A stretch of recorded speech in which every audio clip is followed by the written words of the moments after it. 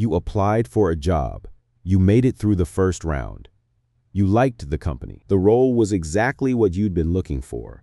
You were qualified. Your resume matched. The phone screen went well. And then they asked the question, what are your salary expectations? You gave a number, it felt reasonable to you, and you never heard from them again. Not because you asked for too much. Not necessarily because you asked for too little. Because you gave the wrong number at the wrong time and triggered a filter that disqualified you before any human being actually made a judgment about your capabilities. Here's what happens behind the scenes when you answer that question. Because most candidates have no idea how the machinery works. In most companies, especially mid-size and large organizations, every open role has a compensation range that's defined before the job is ever posted. That range has a floor and a ceiling, and it's set by compensation analysts using market data, internal equity benchmarks, and whatever budget the hiring department was allocated for the quarter. The hiring manager doesn't control it. The recruiter doesn't control it. In many cases, even the VP doesn't control it without going through an exception process. When you give your salary expectation number, it gets compared against that pre-approved range, not always by a person, often by a screening system, an applicant tracking system filter, or a recruiter following a decision tree. If your number falls inside the range, you move forward. If it falls outside, above the ceiling, or below the floor, you get flagged. And depending on the company's process, flagged can mean delayed, deprioritized, or outright eliminated from the pipeline. Let me explain both sides of this trap, because both directions can kill your candidacy. The obvious one is asking too high. You say you want 140,000. The approved range caps at 120. The recruiter sees the gap immediately and runs a calculation. Can they close this gap during offer negotiation? If the gap is small, maybe 5 to 10%, they might still invest interview time in you. If the gap is 20% or more, they won't. Not because you're not worth it, because they've been told the budget is fixed, and every hour spent interviewing a candidate they can't afford is an hour wasted on all sides. So you get the automated rejection email, or worse, you get silence, and you'll never know the actual reason, because no company will tell you, your number was too high for our range. They'll say, we decided to move forward with other candidates, or they'll say nothing at all. You'll spend 2 weeks wondering what happened, second-guessing your interview answers, when the real answer is a number you said in the first 5 minutes of the process. But here's the version most people don't expect. Asking too low can get you rejected too. And this trap catches the people who think they're being strategic by coming in under the range. When you give a number significantly below the company's floor, here's the sequence of thoughts that goes through the recruiter's mind. First, this person doesn't know their market value. That's a concern because it suggests they might be less experienced or less connected than their resume implies. Second, this person might be desperate. If nobody else is offering them competitive numbers, what does that signal about how other companies evaluated them? Third, and this is the one most candidates never consider, this person will accept a low number now, but will resent it within 6 months.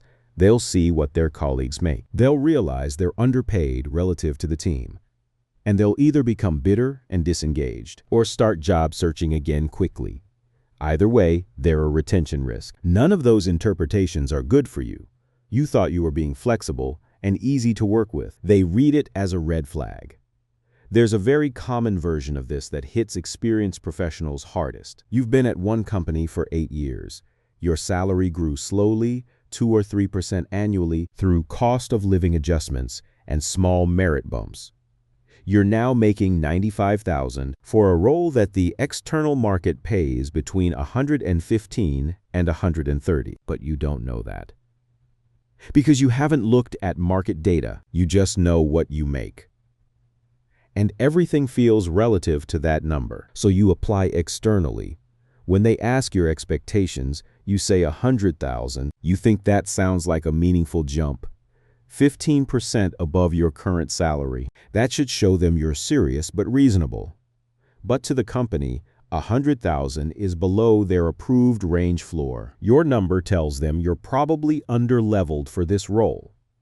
It tells them you've been underpaid, which they interpret as underexperienced. It tells them your market awareness is low, which makes them question your professional sophistication. And they pass, they move to the next candidate. You just disqualified yourself from a job you were perfectly capable of performing at a high level because your salary expectations reflected where you've been for 8 years, not where the market is today. This is the fundamental problem with the salary expectations question. It's framed as a conversation. It feels like negotiation, but it's actually a filter. And the filter is applied before anyone has seen you present, solve a problem, collaborate with a team, or demonstrate your actual value. You're being evaluated on a number before you're evaluated as a person. And in most cases, you get exactly one shot at the number. So what do you actually do when this question comes up? First, understand that the safest answer is almost never a single specific number. The safest answer is a researched range. And that range needs to be anchored to external market data, not to your current salary. Before you apply anywhere, invest time in understanding the market rate for the specific role you're targeting. Use compensation data sites. Look at job postings in the same market that include salary ranges. Talk to recruiters in the space. Talk to people who hold the title you're applying for at similar companies. Get a real external number that reflects what the market is actually paying. Then, when they ask, give a range that's anchored to that research. Not a wide, vague range, a focused one. Something like, based on my research into this role and market, and considering the scope of responsibilities we've discussed, I'd expect something in the 115 to 130 range, depending on the full compensation package, including benefits and equity. That phrasing does several important things simultaneously. It signals that you've done real homework. It positions you inside a realistic band that's likely to overlap with their internal range. It references the full package, which gives both sides room to negotiate across multiple levers, and it avoids locking you into a single number that can be used as a ceiling. Second, if you can, delay the question. The strongest position in any salary negotiation is to have the company decide they want you before money enters the conversation. Because once they've invested 5 or 6 rounds of interviews, assigned you a take-home project, introduced you to the team, and decided you're their top candidate, the budget suddenly becomes more flexible. Ranges that were firm develop exceptions. When the salary question comes early in the process, you can try. I want to make sure we're aligned on the role and expectations first. I'm confident we can find a number that works for both sides once we've established fit. Can we come back to this after I learn more about the position? Some recruiters will accept that, some won't, but it's always worth trying. Third, never anchor your expectations to your current salary. Some states and cities have made it illegal for employers to ask your current compensation, but even where it's legal, you're not obligated to volunteer it. Your current salary reflects your current company's pay philosophy, their market positioning, their budget constraints, and their internal equity decisions. None of that is relevant to what you should be paid at a different company for a different role at a different scope. If they press for your current number, redirect. I'd prefer to focus on the value I bring to this specific role, rather than my current compensation, which reflects a different scope and a different market. Fourth, understand that the number you give in the screening call follows you through the entire process. It gets written down in the applicant tracking system. It gets shared with the hiring manager. It gets compared to the budget. And it becomes the anchor point, the starting reference for every compensation conversation that follows. You don't get to casually revise it later by saying, actually, I was thinking more like, the anchor was set the moment you said it. And anchors are extremely difficult to move once they're planted. That's why this moment matters so much more than most candidates realize.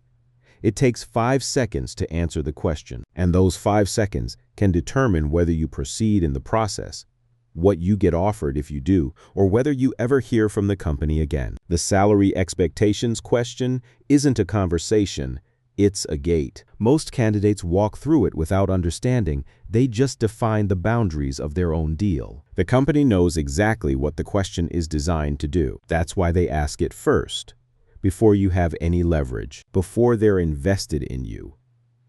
before you know enough about the role to negotiate intelligently. The best defense is preparation. Know the market, know your range, know when to speak and when to defer, because the wrong number at the wrong time doesn't just cost you a negotiation. It costs you the opportunity to negotiate at all.